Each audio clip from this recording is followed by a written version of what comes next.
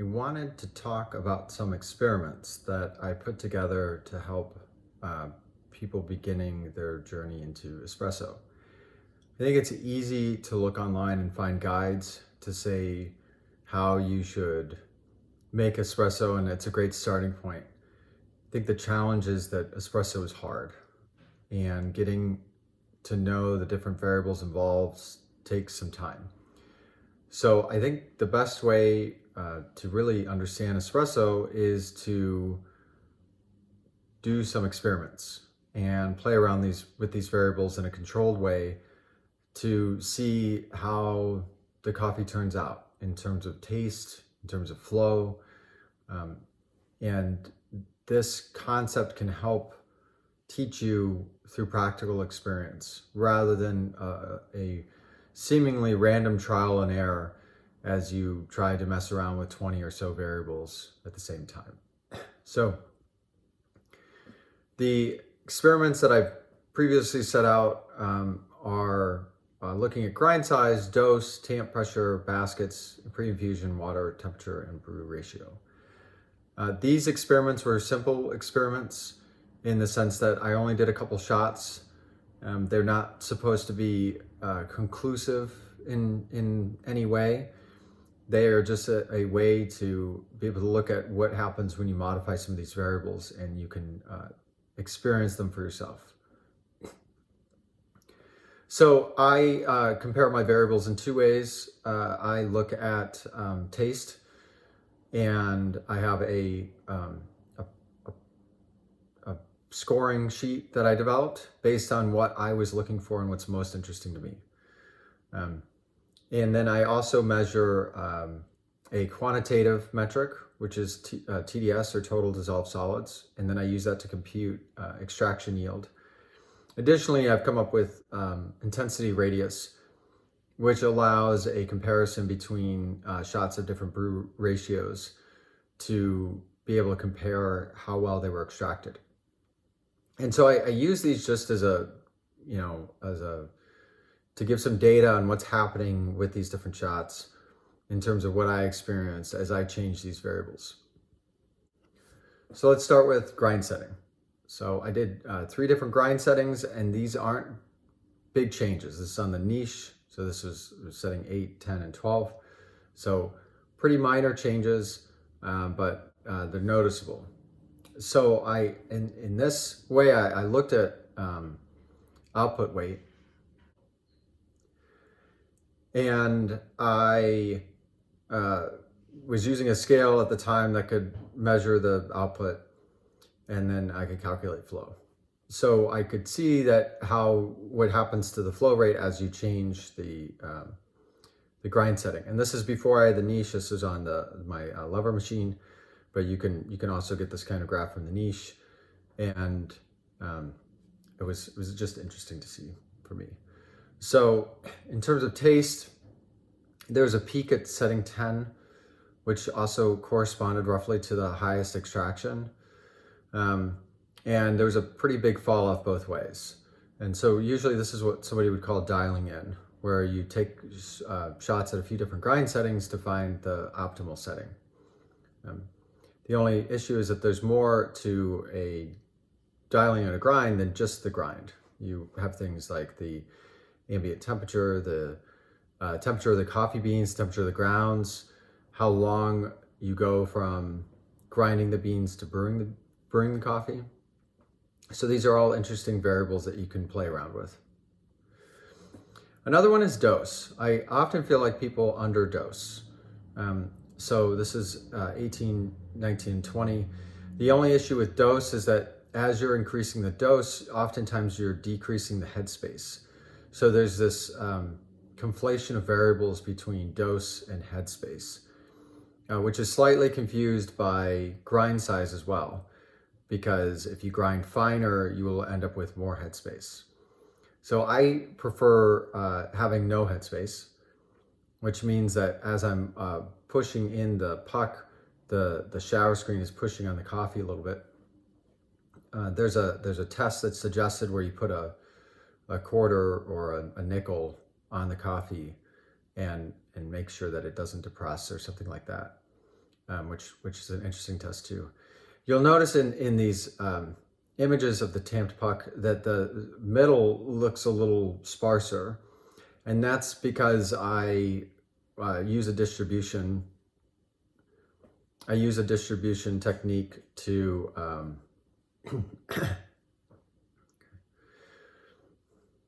you may notice that in the center of this puck, the distribution is not as dense, and that's because I purposely do a crater distribution. So the center has less coffee than the outside, which causes the outside to be denser. And this is to overcome side channeling, or try to overcome it. And I've worked to improve how I overcome side channeling, and now I've modified the shower screen, which seems actually easier. And I've gone back to a flat puck distribution. But just so if you see this lower density, it's because I'm doing this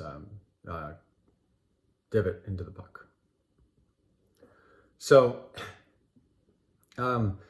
visually, you can see a lot, but oftentimes that doesn't line up with what you're tasting. So again, visual cues are just another piece of data that I can use to see if there is evenness across the puck. So in this, when we align the flow rates based on how long it took to start pre-infusion, because there's a slight difference in when pre-infusion started for these three. The 18 grams ran a bit faster, which is kind of expected, but 20 grams did not run as fast as faster than or slower than 19 grams, which I kind of expected. But so again, like there's these weird variables going on here where you're mixing a lot of things, and it can come out a different way, and that's why I like to experiment. So in terms of taste, 19 grams turned out to taste the best. I mean, maybe it's because the flow rate was a little bit slower for 19 grams. And again, that's a confusing variable. So how do you split out flow rate versus dose? Is it because you have more coffee in there, or is it because the more coffee slowed it down? And the same with grind. Like it's a multivariable problem. In terms of extraction yield, 19 grams is also the better. So let's examine tamp pressure. So I didn't have a pressure for one of them, or a picture for one of them.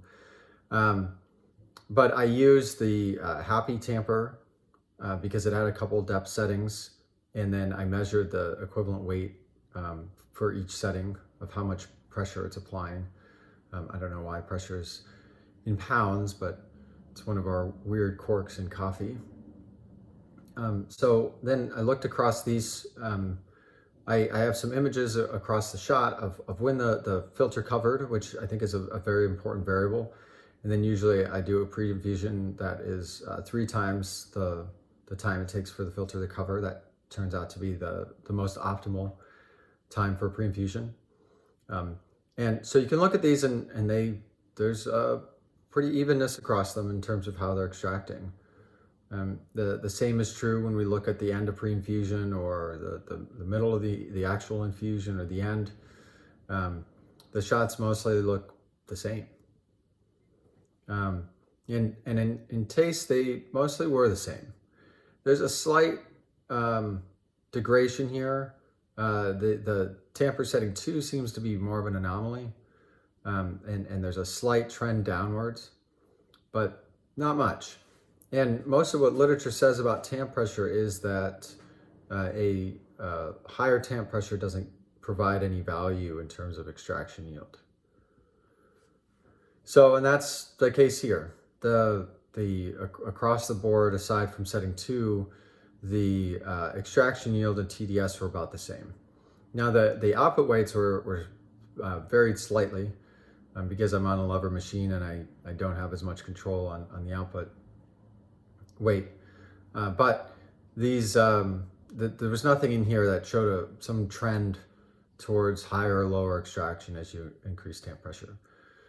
So it's an interesting experiment to try for yourself, and instead of breaking your wrist while tamping, maybe a lighter tamp would be more beneficial. So let's talk about baskets. One thing that I've been talking about recently is unifilter and the waffle baskets, and there's a slew of new baskets going around. But I did this slide and this data back before those baskets came out, and just comparing, how does a traditional basket compare to a precision basket? And the only challenge with these two baskets is there was a weight difference. So the VST is a 20-gram basket, and this other basket I use, which is my Kim Express basket, is like 14 to 16 grams. So there's just a difference in dose, and that also could give a difference in how water distributes through the puck. Like the depth of the puck is also an important variable. So I took some measurements on these baskets to understand the hole size, and these are all the same scale in terms of the mean and standard deviation. And you can see that the holes on the precision basket I use is the Passato precision basket, and which is produced by IMS. And the holes on the Kim Express, there's fewer of them, they're larger, and there's more variance in the holes. And that's not super concerning. What's concerning is that it's in one spot. So you have a spot with a lot of holes that are larger, and that could lead to channeling as the shot goes longer. So I compared these two baskets, and the precision one had a better looking flow. And then what was surprising is that the regular basket had a better extraction yield and TDS. Now, this could be because it's a lower dose. It could be that the hole sizes and the hole variance didn't have an impact on extraction yield, but the flip side is it could be that it still extracted high, but only for those areas of the puck, so that you're pulling out different flavors and potentially over extracted flavors. So I didn't dig deeper into this, but the taste was clear that the precision basket was better by a lot. And that's probably due to this, how it's extracting. Because the key aim is to extract all the coffee to the same extraction level. When you have a difference in filter like this, it could lead to a difference in extraction. So some areas might be, way over extracted at 27 or 28%, and why other areas are at like 14 or 15% under extracted. All right, so pre-infusion. Pre-infusion is low pressure water infusing the puck, letting it sit there for a while, and then going to a higher pressure. And most other data suggests that a good amount, some pre-infusion is better than none. And a lot of machines have modified to allow for pre-infusion or better pre-infusion. And then some have moved on to doing a bloom, where you do a pre-infusion, sometimes at a higher pressure, and then you drop to a low pressure or low flow. So on a lever machine, I could easily do a bloom, and I can do a bloom, I can do a pre-infusion. So I looked here at pre-infusion, and I did 10 seconds, 20 seconds, 30 seconds. So pretty easy to do. In this case, the 10 seconds happened to be a little bit higher in extraction yield. I'm not sure, I don't have a great explanation for it. But in terms of taste, the 30-second was just a little bit better. So this is a variable to play around with, because you might find out, your tasty point is a little bit more, a little bit less. It might be a wash too, because sometimes you optimize for one variable, and when you try to optimize for another variable, you don't get any more performance because you've already over optimized in another way. So in total time, the benefit of doing only 10 seconds is you get the shot out faster, if that's important to you. That's not so important to me. My current profile is running about 3 minutes now. So my aim is for high extraction and a very strong espresso. So one area that I didn't do much looking at before, and then when I started these experiments, I took a deeper dive into was water temperature. So I started measuring the outside of the machine. I had previously used the machine so much that I had dialed into the sound of the water escape valve popping. That was my cue that the machine was ready. And that turns out to be around 114 Celsius for the outside machine temperature. So I started changing around the temperatures, and I kept going up and I kept getting more extraction, and I was like, this is interesting. So I measured what the water was coming out of the machine at the different outside temperatures.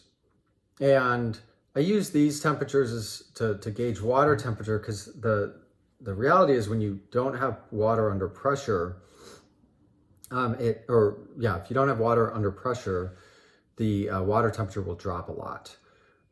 So the other benefit of a higher temperature is steam pre-infuses the coffee, which I have a whole discussion on steam pre-infusion. And when I did these experiments, I wasn't aware of that. I just knew that a hotter temperature allowed for a more even flow and a higher extraction as a result of more even flow as well as the hotter temperature. At a higher temperature, you cover the puck faster, which is good, because if you have a donut and it slowly the filter slowly covers with coffee, that means it's just not going to extract as evenly from the center. So you want all the coffee to come out from the bottom roughly at the same time. And the hotter ones moved a lot faster, and that's because they're extracting at a higher rate. So I've done more work on understanding this, but this is to illustrate that you should try out different temperatures. So in terms of taste greatly improved over these temperatures. Until the last one, I had to do a shorter pre-infusion because the shot was running so fast. And extraction rate and TDS all increase as well. The downside to a hotter temperature is that you are, the coffee that's coming out is evaporating a lot of the flavors, which has been part of this discussion recently about extract cooling. So that's where you place like a stone or some kind of cold hardware that the coffee runs over to be able to cool down the coffee quickly. So the benefit of doing extract cooling is that you can brew at a hotter temperature without the loss of flavor. So the benefit of extract cooling is that you can brew at a hotter temperature without the loss of flavor. So I would definitely try both, not only increasing the brew temperature, but also try extract cooling, because I've found a big difference.